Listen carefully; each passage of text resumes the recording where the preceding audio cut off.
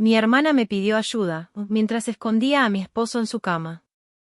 Siempre pensé que lo peor que podía pasarme era perder a alguien por accidente, por enfermedad o incluso por una decisión inevitable. Pero jamás imaginé que el verdadero dolor llegaría desde el lugar más cercano, desde mi propia casa, desde la sangre que comparto y la persona con la que compartía mi cama. Mi nombre es Elena, tengo 33 años, y hasta hace un tiempo, creía llevar una vida sencilla pero estable.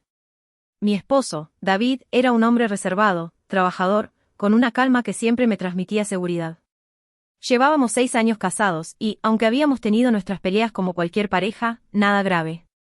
Al menos, eso creía. Todo empezó cuando mi hermana menor, Carla, vino a vivir con nosotros. Ella tenía 26 años y acababa de salir de una relación tóxica. No tenía a dónde ir, y aunque nunca fuimos las más unidas, yo le ofrecí un lugar. David estuvo de acuerdo. Recuerdo perfectamente cómo me dijo, es tu hermana, Elena. Es lo correcto. Y lo fue. O eso pensé. Al principio, la convivencia fue rara. Carla era muy diferente a mí. Siempre lo fue. Extrovertida, impulsiva, coqueta. De esas personas que se hacen notar apenas entran a una habitación. Pero yo estaba tan centrada en mi rutina, el trabajo, la casa, las cuentas, y mis intentos frustrados de quedar embarazada, que no le presté demasiada atención a los pequeños gestos que ahora me gritan desde la memoria. Recuerdo una noche en particular. Yo llegué tarde del trabajo, agotada, y al entrar vi a David y Carla en la cocina riendo como dos adolescentes. No era solo la risa. Era la mirada de ella, ese brillo, esa forma de tocarle el brazo mientras le contaba algo. Me dije a mí misma que estaba exagerando. Que era mi hermana. Que David me amaba. Pero desde entonces empecé a notar detalles. Carla usando camisones demasiado cortos para andar por la casa. David saliendo a hacer compras, con ella. Las conversaciones que callaban al yo entrar. Y luego, el teléfono de él, que de pronto siempre estaba boca abajo. No soy estúpida. Pero sí ingenua. Nunca quise ser la esposa paranoica que revisa celulares ni la hermana desconfiada. Me tragaba las sospechas como quien se traga una pastilla amarga, rápido y sin masticar. Pensaba que si no lo decía en voz alta, entonces no era real. Pero la incomodidad empezó a crecer como una sombra alargada, una tormenta silenciosa colándose por las grietas de la casa. Una noche, mientras intentaba dormir, David se dio la vuelta y me abrazó por la cintura. Sentí su respiración en mi cuello y me aferré a ese gesto como quien se agarra a una rama en medio del naufragio. Pero algo dentro de mí ya no creía en él. Algo dentro de mí ya sabía. Solo que aún no podía decirlo. Y cuando lo hice, ya era demasiado tarde. Al día siguiente, desperté con esa sensación en el pecho que uno tiene cuando ha soñado algo terrible, solo que no había sido un sueño. La incomodidad, la desconfianza, el presentimiento. Todo seguía ahí, instalado como huésped no invitado en mi alma. Me quedé mirando el techo, sintiendo la respiración de David a mi lado, tan ajeno, tan tranquilo. ¿Cómo podía él dormir con tanta paz cuando yo me estaba rompiendo por dentro? Me repetí que no debía hacer suposiciones. Que tal vez era solo mi mente jugándome malas pasadas por el estrés, por las frustraciones acumuladas, por no poder concebir. Tal vez estaba proyectando inseguridades. Pero en el fondo, sabía que no era solo paranoia. Era intuición. Empecé a observar. En silencio. Callada pero alerta. Como si mi instinto hubiera activado un radar. Carla evitaba mis ojos más de lo normal, y cuando hablaba conmigo, su voz era forzada, casi como si estuviera midiendo cada palabra. David, por otro lado, se mostraba diferente. No más distante, sino más presente. Y eso fue lo que más me inquietó. Flores sin razón, caricias espontáneas, incluso quiso preparar la cena una noche. Él nunca cocinaba. Era como si tratara de cubrir algo con una capa de cariño que llegaba demasiado tarde. Un martes, volví temprano del trabajo. Algo me había dicho que lo hiciera, y seguí ese impulso. Entré en casa con sigilo, sin anunciarme. El silencio era espeso. Crucé el pasillo hasta la sala y no vi a nadie, pero escuché murmullos desde la cocina. Me acerqué. No escuché palabras claras, solo risas suaves, susurros. Esa clase de intimidad que no se tiene con una cuñada. Mi corazón golpeaba fuerte, y un sudor frío me recorrió la espalda. Cuando entré, David se sobresaltó. Carla estaba de espaldas, pero giró tan rápido que casi dejó caer el vaso que tenía en la mano. Oh, no sabíamos que llegarías temprano, dijo él, tragando saliva. Sí, qué sorpresa, agregó Carla, intentando sonreír. Los miré a ambos. Sentí el nudo en mi garganta, pero me obligué a tragarlo. No iba a hacer un escándalo. No sin pruebas. Me limité a sentir, dejé mis cosas y subí a mi habitación. Cerré la puerta, me senté en la cama y me quedé mirando mis manos. Me temblaban. Esa noche, no pude dormir. Me levanté a las 2 de la madrugada y revisé el celular de David mientras él dormía. No encontré mensajes con Carla. Todo estaba limpio. Demasiado limpio. Como si lo hubiera borrado todo. Entonces fui al cuarto de mi hermana. La puerta estaba cerrada. Dudé. Apoyé el oído. Nada. Volví a mi habitación sin atreverme a más. Pero el presentimiento ya no era un susurro. Era un grito. Al día siguiente, Carla se enfermó. Vómitos, mareos. Dijo que era una comida pesada, pero en mi cabeza se encendió una alarma. Y así, las piezas empezaron a moverse. Lentamente. Hasta mostrarme la imagen completa. La verdad estaba allí, solo necesitaba el valor para verla de frente. Fue un domingo por la mañana. De esos en los que uno espera café caliente, silencio en la casa y tal vez una caminata sin rumbo para despejar la mente. Pero esa mañana me despertó algo distinto, la náusea de Carla. Otra vez. Tercera vez en una semana. Bajé con sigilo. No sé por qué. Tal vez porque ya sabía. Tal vez porque, en el fondo, quería descubrirlo todo sin que me lo contaran, sin darles la oportunidad de mentirme de nuevo. Desde la escalera escuché el agua correr en el baño del primer piso. Carla vomitaba otra vez. David estaba justo afuera, esperándola.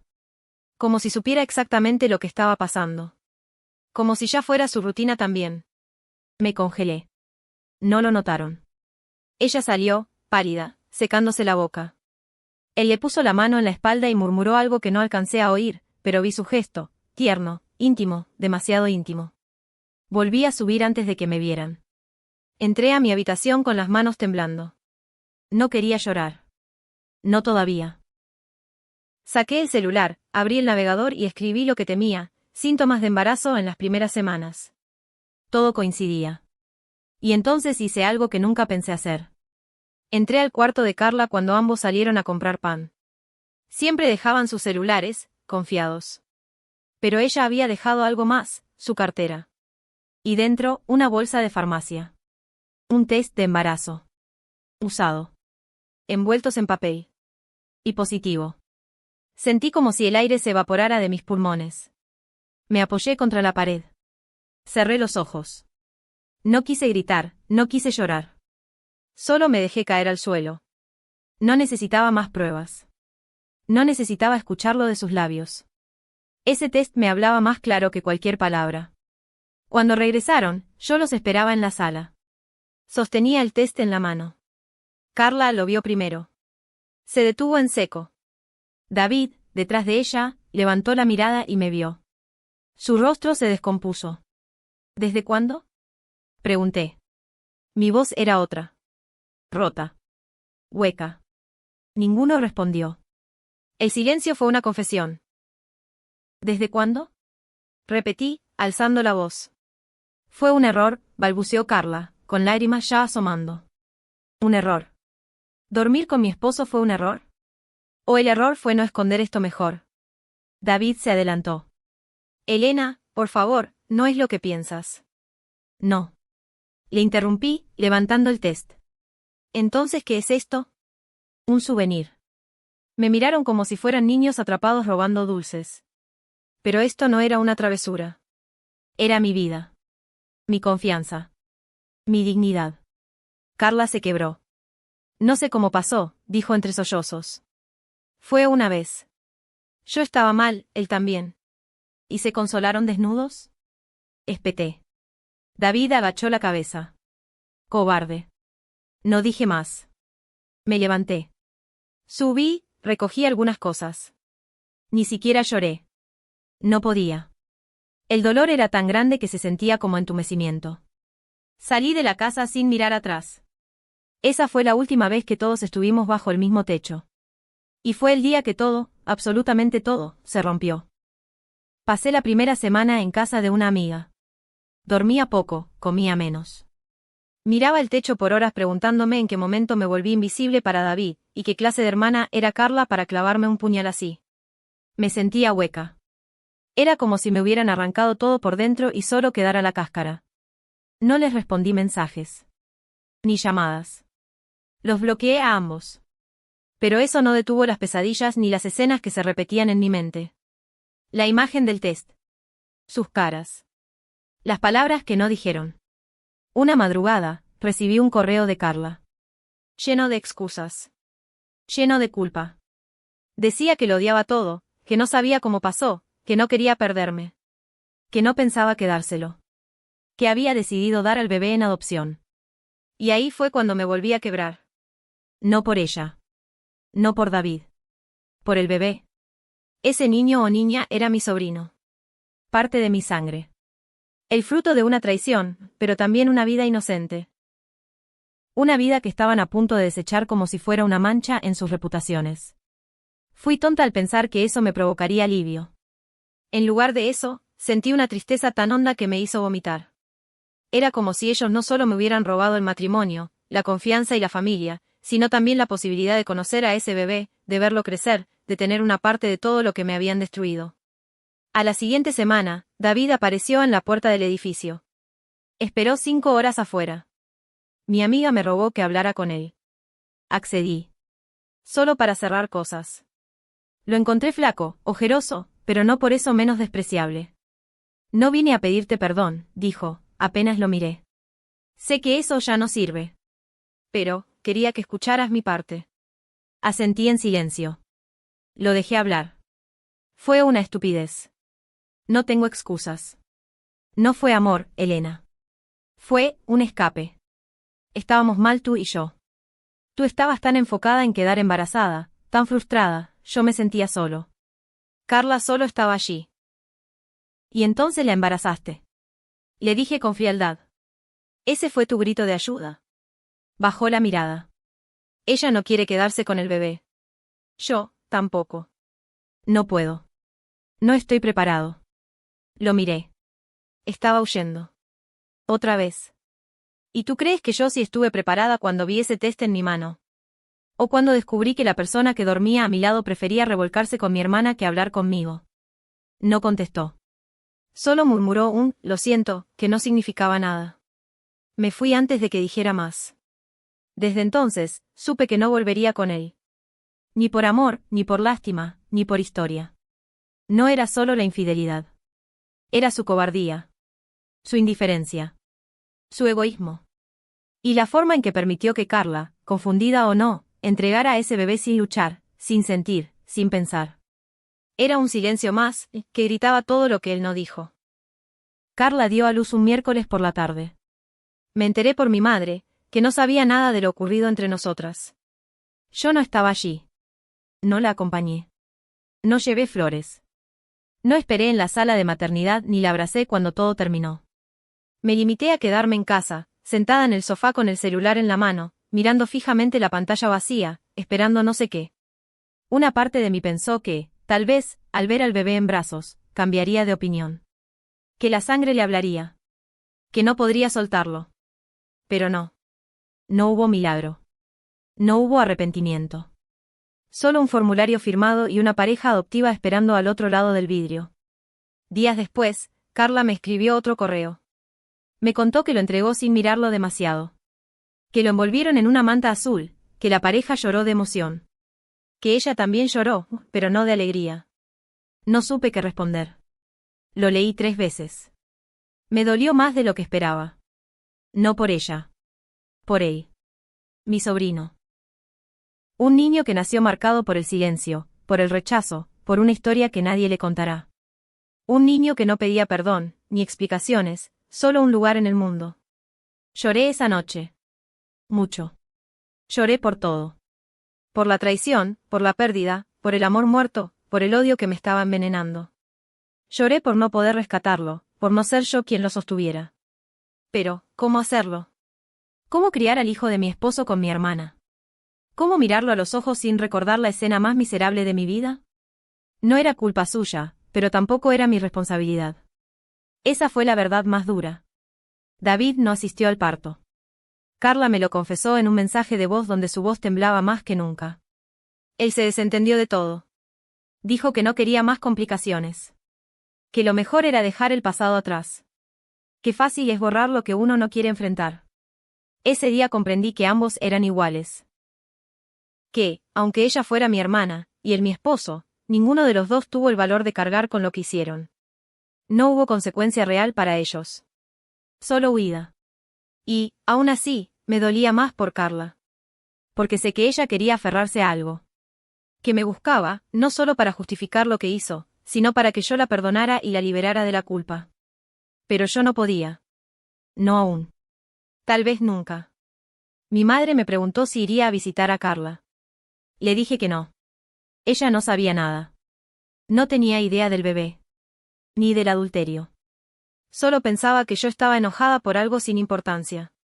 Y así decidí que no lo contaría. No quería que mi familia se dividiera por algo que yo ya no podía arreglar. No quería destruir más de lo que ya estaba roto. Ese bebé merecía empezar su vida lejos del desastre que fuimos nosotros. Con el paso de los meses, el mundo siguió girando. Como si nada hubiese pasado. Como si todo lo que había ardido en mi interior se hubiera extinguido en silencio. Pero yo lo sentía cada día, el vacío. Esa especie de eco sordo que me recordaba lo que perdí, lo que me arrancaron, lo que callé para no destruir por completo lo poco que quedaba en pie. Carla se mudó a otra ciudad. No muy lejos, pero lo suficiente como para evitar encuentros incómodos. Mi madre me lo contó como si fuera un cambio de aires. No tenía idea de todo lo que había detrás. Me limité a sentir, sin agregar nada. No quería cargar con el peso de destruir también la imagen que mamá tenía de su hija menor. David, por su parte, desapareció. Literalmente. Después de aquella conversación frente al edificio, no lo volví a ver. Supe por un conocido en común que se había ido a vivir solo, y que semanas después ya salía con otra mujer. No me sorprendió. Así era él. Un experto en empezar de cero sin limpiar los escombros que dejaba atrás. Y yo, seguía en la misma ciudad, en el mismo trabajo, pero ya no era la misma. Pasé días sin hablar con nadie. No porque no tuviera a quien llamar, sino porque no sabía qué decir. ¿Cómo explicas que te partieron el alma en dos y aún así decidiste no hacer escándalo? ¿Cómo cuentas que tu hermana se acostó con tu esposo, tuvo un hijo y que simplemente dejaste que todo pasara sin gritarlo al mundo? Lo cierto es que me cansé de justificar. De cargar con la culpa ajena. De maquillar el dolor para no incomodar a los demás. Un día, salí a caminar por el centro y vi una pareja con un bebé en brazos. El niño tenía un gorrito azul. Me quedé mirando fijamente, con el corazón en la garganta. Por un segundo absurdo, pensé, ¿y si es él? ¿Y si es mi sobrino? ¿Y si esa pareja es la que lo adoptó? ¿Y si pasa junto a mí y jamás sabré quién es? Tuve que sentarme en una banca. Me temblaban las manos. El corazón latía con violencia. Lloré ahí, entre desconocidos. Por ese niño. Por mi hermana. Por mí.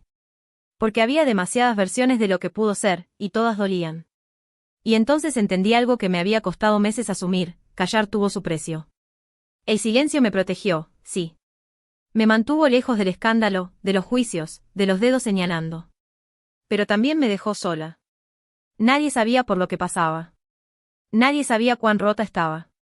Me convertí en una sombra discreta, alguien que simplemente se alejó, cuando en realidad fui víctima de una traición que nadie imaginaba. Ese fue el precio. Y aún lo estoy pagando. Pero no para siempre.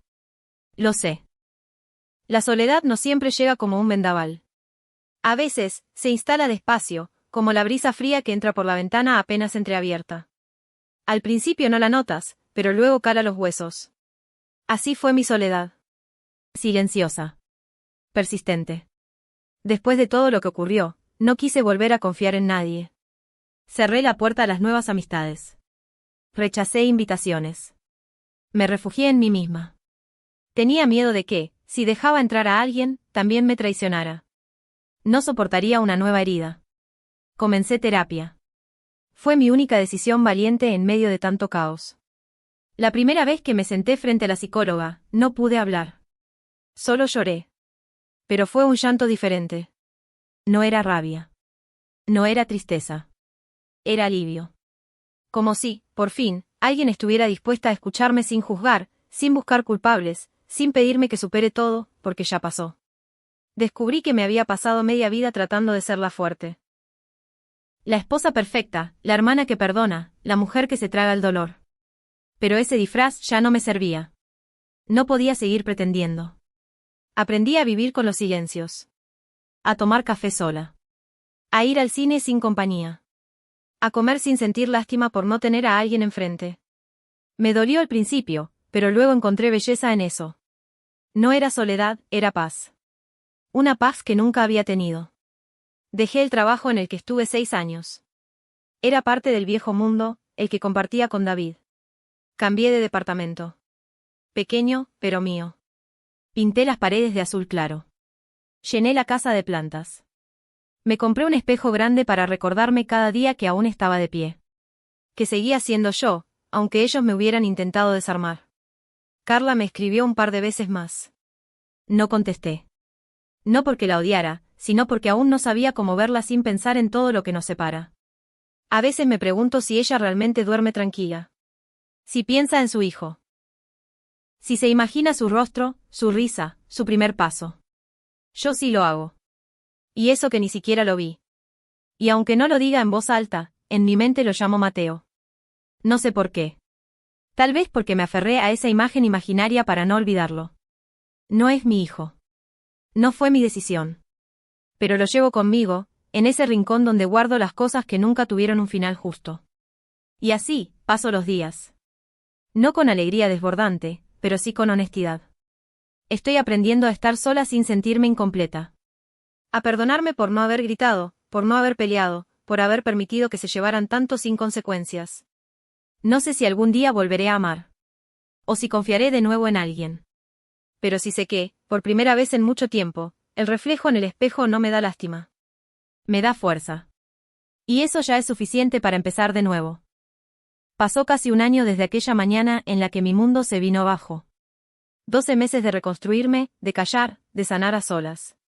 Y justo cuando pensaba que ya no quedaba nada más por enfrentar. Carla volvió a aparecer. Me envió un mensaje corto, casi tímido. ¿Podemos hablar? Solo una vez. Lo leí muchas veces antes de decidir responder. Parte de mí no quería reabrir la herida. La otra parte necesitaba cerrar ese capítulo con palabras que nunca se dijeron. Nos encontramos en un parque. Un lugar neutro, al aire libre, donde los recuerdos no me aplastaran. Carla llegó antes que yo. Estaba distinta. Más delgada, más apagada. Había perdido ese brillo inquieto que siempre la caracterizó. No sé si era culpa o simplemente madurez, pero no era la misma. Nos saludamos con un gesto leve. Sin besos, sin abrazos. Gracias por venir, dijo en voz baja. Asentí. Me quedé en silencio, esperando que hablara. He pensado en esto todos los días desde que te fuiste, empezó. Sé que no hay nada que pueda decir que lo repare. Sé que te fallé de la peor forma. Y no vine a pedirte que me perdones, porque ni yo puedo hacerlo. Bajó la mirada. Tenía los ojos llenos de lágrimas. Yo no dije nada. La dejé continuar. El bebé respiró hondo. No hay un solo día en que no me pregunte dónde está. ¿Cómo está? A veces, cuando veo niños de esa edad, me pregunto si es él. Si alguien lo está abrazando cuando llora. Si le dicen que lo aman. Mi garganta se cerró. Sentí que el aire se volvía pesado. No quería entregarlo, confesó. Pero tenía tanto miedo. Y David, él se lavó las manos. Me hizo sentir como si todo fuera culpa mía. Como si no fuera su problema. Y yo, lo hice. Lo dejé ir. Por un instante, la vi como cuando éramos niñas. Asustada. Frágil. Esperando que yo la protegiera. Pero esta vez, yo no podía. Carla, dije al fin, no vine aquí para consolarte. No estoy lista para perdonarte. Pero necesitaba escucharte decir esto. No por ti. Por mí. Ella asintió. Las lágrimas rodaban sin pudor. Lo siento, Elena. Te juro que lo siento. Nos quedamos en silencio. Largo. Incómodo. Real. ¿Le dirás a mamá? Preguntó, casi temiendo la respuesta. Negué con la cabeza. No. Ella no merece cargar con esto. Ni tú ni David se merecen el silencio que les regalé, pero lo hice para no destruirla a ella también. Carla lloró más fuerte. Yo no. Me levanté, lista para irme. ¿Crees que algún día podamos? Empezó a decir. No lo sé, respondí, mirándola a los ojos. Pero si algún día ese niño vuelve a buscarnos, si quiere saber su historia, yo se la voy a contar. Entera. Con cada verdad. Me fui sin mirar atrás. Al fin sentía que había terminado. No con amor. No con redención. Pero con verdad. Y eso, a veces, también es un final.